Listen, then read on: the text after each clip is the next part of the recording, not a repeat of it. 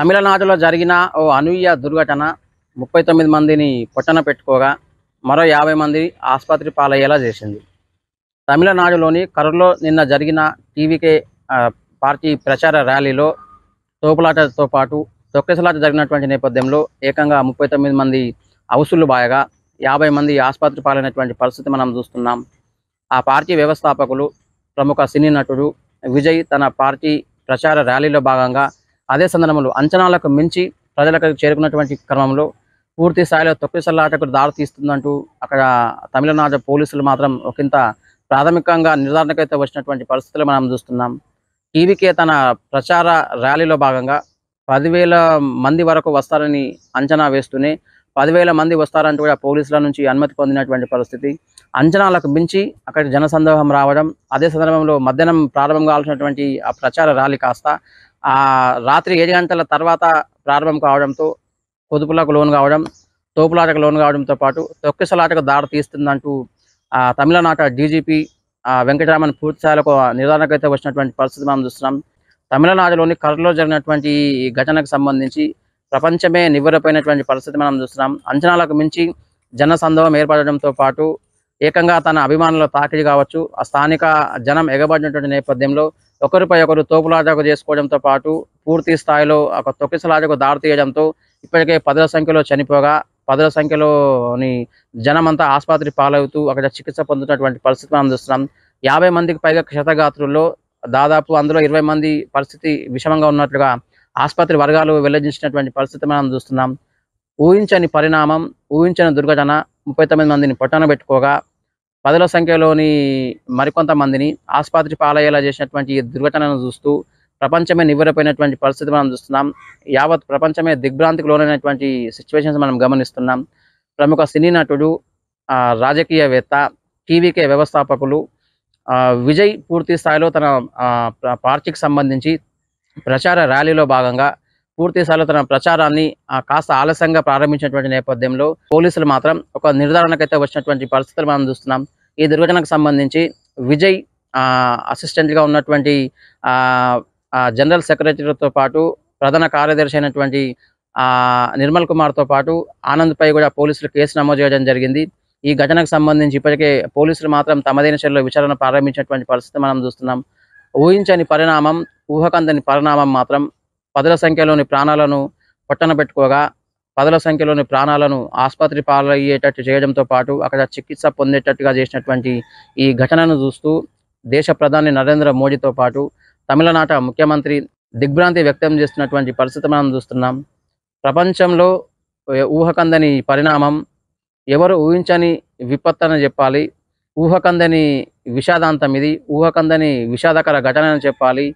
ఎంతో ఉత్సాహంగా ఉన్నత ఆశయాలతో టీవీకే వ్యవస్థాపకులు ప్రముఖ సినీ నటుడు తన ప్రసంగాన్ని వినాలని, టీవీకే ఎజెండాను పూర్తి స్థాయిలో ఆలకించాలంటూ కూడా ఇప్పటికే అభిమానులతో పాటు అక్కడ స్థానిక జనం అయితే 1000 సంఖ్యలో ఎగబడినటువంటి నేపథ్యం, అక్కడే తోపులాటకు దారి తీయడం, అదే సందర్భంలో అది కాస్త తొక్కిసలాటగా మారిపోయినటువంటి నేపథ్యంలో 39 మంది విగత జీవులుగా పడినటువంటి పరిస్థితి.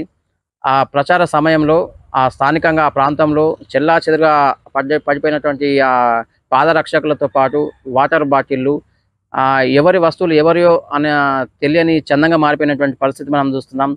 భారీ స్థాయిలో అంచనాలకు మించి వేలాది సంఖ్యలో అక్కడ అభిమానులతో పాటు స్థానికులు చేరుకోవడంతో పాటు ఆ తొక్కిసలాట జరిగినటువంటి ఆ సమయంలో అంబులెన్స్లకు కూడా దారి లేకపోవడంతో పాటు మరికొంతమంది కొన ఊపిరితో కొట్టుకుంటూనే విగత జీవ స్థానంలోనే పడిపోయినటువంటి ఆ దృశ్యాలు పలువురిని కంటతడి పెట్టించగా మరికొంతమందిని కలవరపరుస్తున్నటువంటి పరిస్థితి మనం చూస్తున్నాం.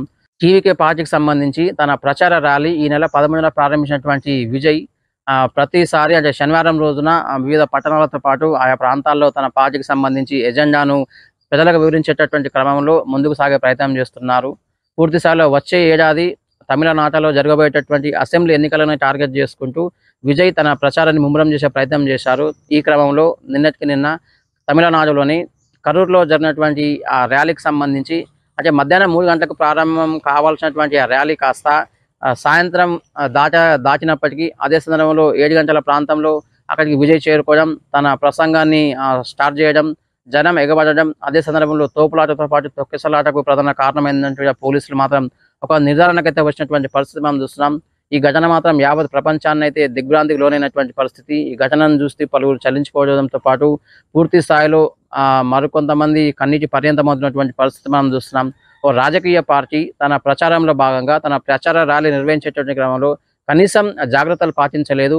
అంచనాలకు మించి జనసంద్రహం చేరుకుంటుందని ముందే పసిగట్టాల్సినటువంటి ఆ పార్టీ కాస్త అందులో నిర్లక్ష్యం చేయడం, అదే సందర్భంలో అంచనాలకు మించి ప్రజలు వస్తారని ముందే పసిగట్టలేక పూర్తి స్థాయిలో చేతులెత్తేసినటువంటి నేపథ్యంలో ఈ తొక్కిసలాట జరిగిందంటూ కూడా మరికొంతమంది రాజకీయ విశ్లేషకులు అయితే అభిప్రాయపడుతున్నటువంటి పరిస్థితి మనం చూస్తున్నాం.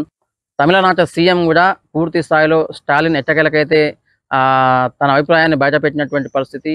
టీవీకే పార్టీ నిర్లక్ష్యం, విజయ్ నిర్లక్ష్యం మాటున 39 మంది ప్రాణాలు పోవాల్సి వచ్చిందని, అదే సందర్భంలో పదుల సంఖ్యలోని ప్రాణాలు ఆసుపత్రిలో చికిత్స పొందుతూ విలవిల్లాడుతున్నాయంటూ కూడా ఆయన తన అభిప్రాయాన్ని వెలిబుచ్చినటువంటి పరిస్థితి మనం చూస్తున్నాం. ఈ అంశానికి సంబంధించి ఆయన తీవ్ర దిగ్భ్రాంతి వ్యక్తం చేస్తున్నాయి, విచారం వ్యక్తం చేస్తున్నటువంటి పరిస్థితి. దేశ ప్రధాని నరేంద్ర మోడీ కూడా ఎట్టకేలకైతే ఈ ఘటనకు సంబంధించి విచారం వ్యక్తం చేస్తున్న దిగ్భ్రాంతికి లోనైనటువంటి పరిస్థితి మనం చూస్తున్నాం. కేంద్ర హోంశాఖ ఎట్టకేలకైతే తమిళనాడు ప్రభుత్వాన్ని అయితే ఆదేశించింది. ఘటనకు సంబంధించి పూర్తి వివరాలు సేకరించడంతో పాటు తమకు పూర్తి నివేదిక ఇవ్వాలంటూ కూడా ఆదేశించినటువంటి పరిస్థితి మనం చూస్తున్నాం. పార్టీ తీసుకున్నటువంటి నిర్ణయం అంచనాలకు మించి జనం రావడం, అదే సందర్భంలో విజయ్ కాస్త ఆలస్యంగా అక్కడికి చేరుకోవడం, అదే సందర్భంలో ఆ తోపులాట కాస్త తొక్కిసలాటకు దారితీయడం మూలాన 39 మంది మృత్యువాత పడినటువంటి పరిస్థితి. పదుల సంఖ్యలోని ప్రాణాలు ప్రస్తుతం ఆసుపత్రిలో చికిత్స పొందినటువంటి నేపథ్యంలో అందులోనూ 20 మంది పరిస్థితి ఆందోళనకరంగా ఉంది, విషమంగా ఉందంటూ కూడా ఆసుపత్రి వర్గాలు వెల్లడించినటువంటి పరిస్థితి మనం చూస్తున్నాం. మొత్తంగా ఊహకందని విషాదాంతం ఇది, ఊహకందని దుర్ఘటన అని చెప్పాలి.